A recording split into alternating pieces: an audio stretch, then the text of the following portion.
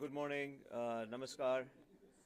My name is Tarun Khanna, and it's my role here to welcome you all to this event, Science and Society. It is the first annual symposium of the institute that I have the privilege of directing at Harvard University, the Lakshmi Mittal and Family South Asia Institute. We're very grateful to our university and a bunch of well-wishers here, primarily, of course, the government of India, which has been very instrumental in setting this up for us. My role is simply to be, at this point, a glorified secretary for the event. So all I'm going to do is say 2 or 3 sentences of introduction, the intent of the meeting, welcome you all, thank you all for being here, play you a short 1-minute video clip of a very dear friend who is instrumental in pushing the scientific agenda in the country, and hand off to my good friend here, Amitabh, in a second. Very briefly, the intent of Science and Society is to build bridges, multiple bridges, to build bridges between scientists in India and scientists in the United States, primarily in this iteration, but also scientists around the world. It's very difficult for science to occur in autarky, in regimes that are sort of closed off to the rest of the world. And while we in India are not closed, we have not, in my view anyway, in my view as an academic, have not exercised the muscles of collaboration sufficiently with the rest of the world. So there's much that we can contribute from science in India to the rest of the world, and there's of course much that we can learn.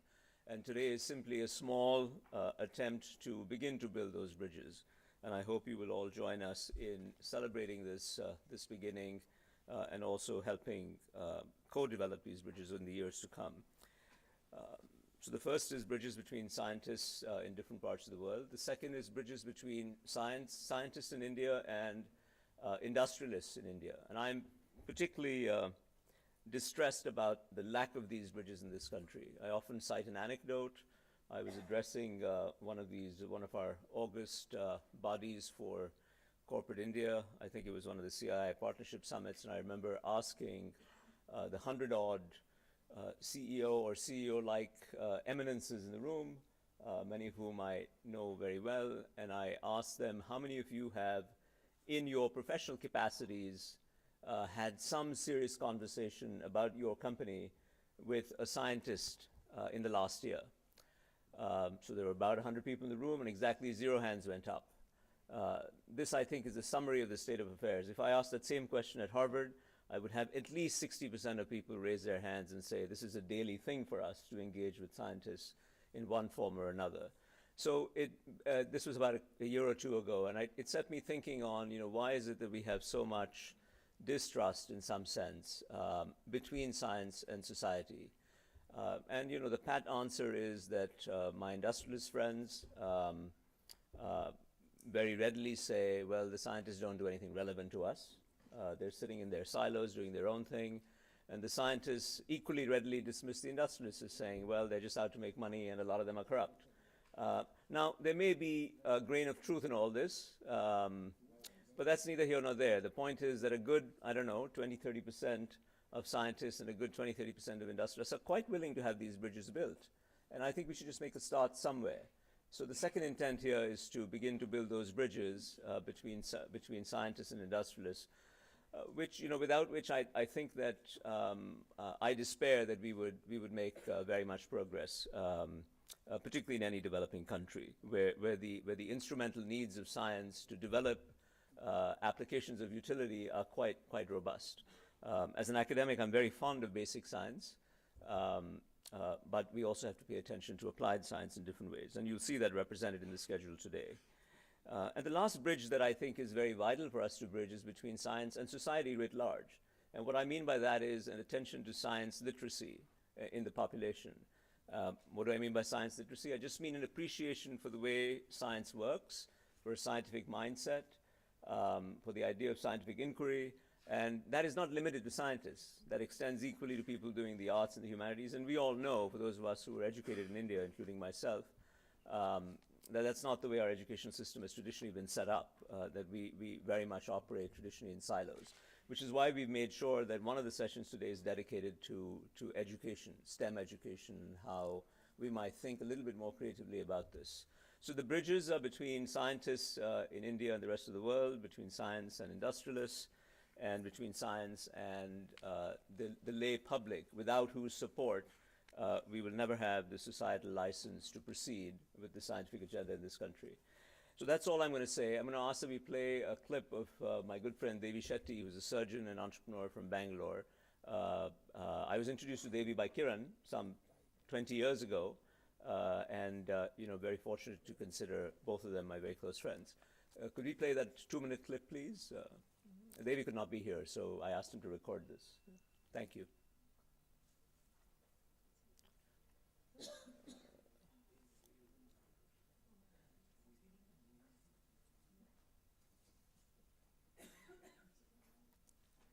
I think somebody's playing it, allegedly.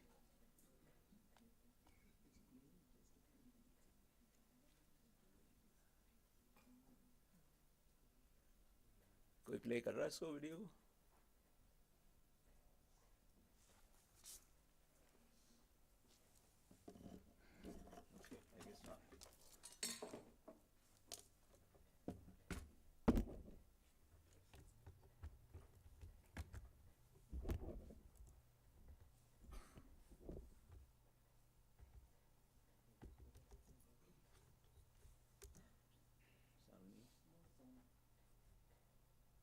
Is change, and the rate of change is increasing.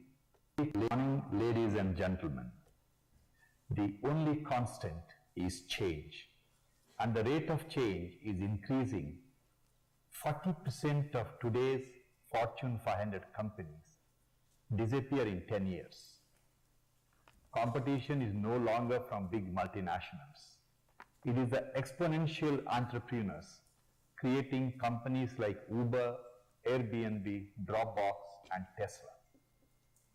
We believe that India will become the first country in the world to dissociate healthcare from affluence in 10 years. India will do it by converting atoms into bytes and replacing the moving parts with the printed circuit boards in healthcare and education. When incumbents worry about 70 million diabetics with just 600 diabetologists in India, entrepreneurs dream about treating 700 million diabetics across the planet with just 600 Indian diabetologists, powered by online diabetic app in a mobile phone from India. Digital health platform developed in India will take away the pens from the hands of doctors and nurses from the Western world, and it will happen in the near future. We are truly an amazing country which moved from no radio to color TV with 300 channels in less than 30 years. Moved from no phone to the most modern mobile phones in less than 20 years. All we need is the political will and the commitment, like John F. Kennedy's famous quote, "We choose to go to the moon," on September 12, 1962, which made Apollo 11 moon mission a great success. Let's work together, friends, to make this world a better place to live. Good luck and God bless. Good morning, ladies and gentlemen. Thank you. So I think you can hear the science that underpins this entire healthcare experiment that Devi is referring to. Without further ado, we're going to move into session one. I'm going to very briefly introduce the speakers, none of whom really need any introduction. You all have these booklets. The bios are there in some detail. Let me dispense with the fact that they all have incredible awards. I'm not going to recite them. On your extreme right is K. VijayRaghavan, who is the principal scientific advisor to the government on all matters related to science policy. Vijay is the moving spirit behind today's event, and I'm grateful for his incredible support and really design of this event with me. He's formerly the Secretary of the Department of Biotech and ran NCBS in Bangalore and so on and so forth. To his right, your left, is Kiran Mazumdar Shaw. Needs no introduction, is a pioneer of biotech in India, one of the most influential women in the world, certainly in science and arguably more broadly, and really the poster person, if you will, in my mind, for science and society in some sense. So thank you for being here also.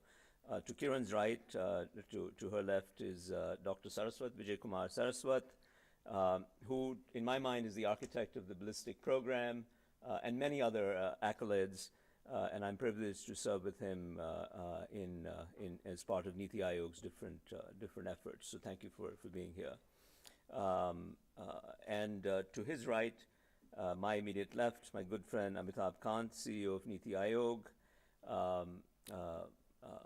master orchestrator of all events in all sessions, whether I run into him in World Economic Forum in Davos or in the Jaipur Lit Fest. He's always there running things, has very kindly agreed to make sure that we have this discussion, and most importantly, all of us stay on time, which means we must end this sharp at 10:45.